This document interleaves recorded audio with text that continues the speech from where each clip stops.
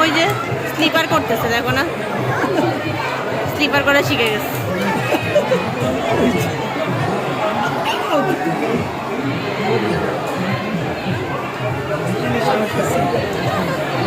যেই যে এই যে বুঝো না, ওইখানে তো অনেক বড় বড় বাচ্চারা।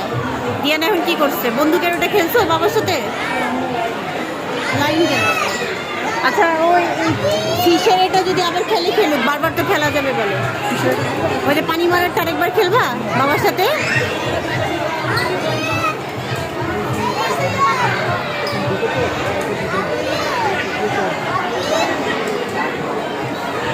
দিয়ানা আমি শুনতে পাবে না,